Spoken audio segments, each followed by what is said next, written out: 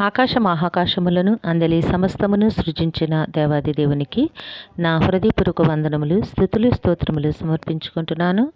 అందరికీ శుభోదయం. ఈ దినాన జీవాధిపతి అయిన దేవాది దేవుడు నీ కొరకు సిద్ధపరిచిన వాక్కు. సర్వశక్తిని వైపు నీవు తిరిగిన ఎడల, నీ గుడారములో నుండి దుర్మార్గమును దూరముగా తొలగించిన ఎడల నీవు అభివృద్ధి పొందెదవు.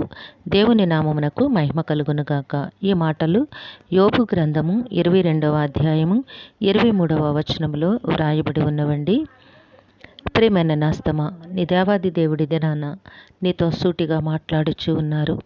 ఏమిటి అనగా, నీవు అభివృద్ధిని పొందాలి అంటే, దేవుని నుంచి నీవు ఆశీర్వాదములు సొంతము చేసుకోవాలి అంటే నీవు చేయాల్సిన పని ఏమిటి అంటే, నీవు నీ దేవునికి అనుకూలముగా ఉన్న ఎడల నీ దేవుని నుంచి నీవు ఉన్నతమైన ఆశీర్వాదములను తప్పక పొందుకుంటావు. గనుక నీ మాట, నీ ఆలోచన, నీ నడత, నీ సమస్త సంగతులు కూడా దేవునికి ఇష్టమైనవిగా ఉండవలను.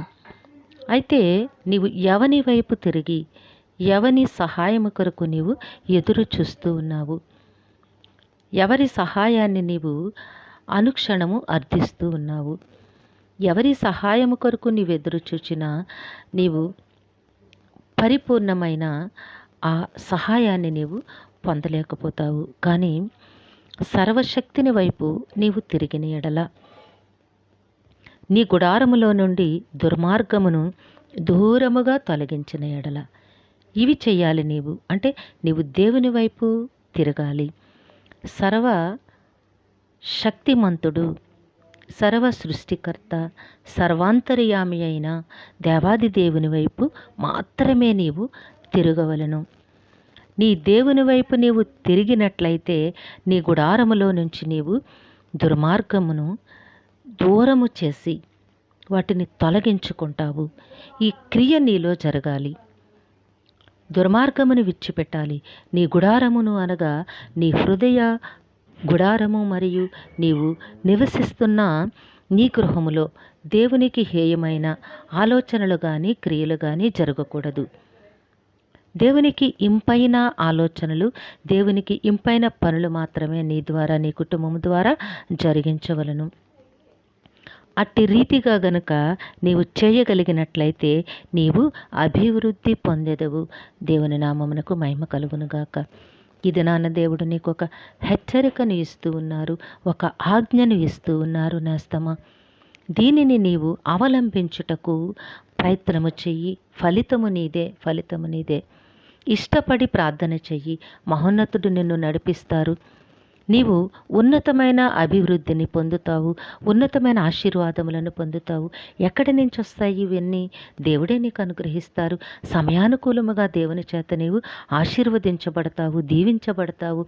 నీ ప్రతి అవసరతను కూడా ఆయన మహిమలో నుంచి నీకు తప్పక తీరుస్తారు. నీవు చేయాల్సిందేమిటి? దుర్మార్గమును నీవు నీ గుడారములో ఉండకూడదు.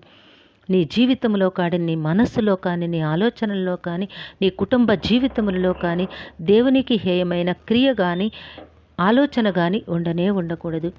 అట్టి రీతిగా నీ జీవితమును స్థిరపరచమని దేవుని సన్నిధిలో నీవు హృదయపూర్వకంగా ప్రార్థన వేసి అడుగులు వేసినట్లయితే దేవుడు తప్పకుండా నిన్ను అట్టి ఉన్నతమైన మార్గముల యందు నడిపించి నీ జీవితమును ఎంతో అభివృద్ధి పొందినట్లుగా, ఆశీర్వదించబడినట్లుగా దేవాది దేవుడు దీవిస్తారు.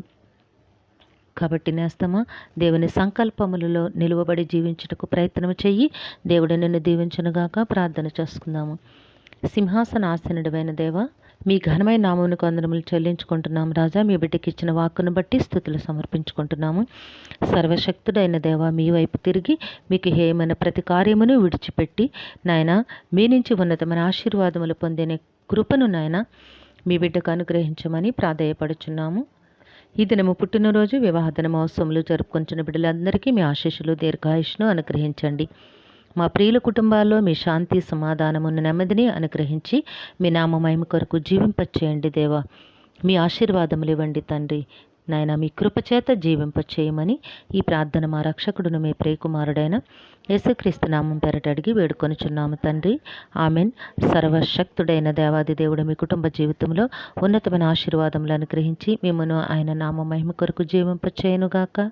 ఆమెన్. ఆమెన్. ఆమెన్.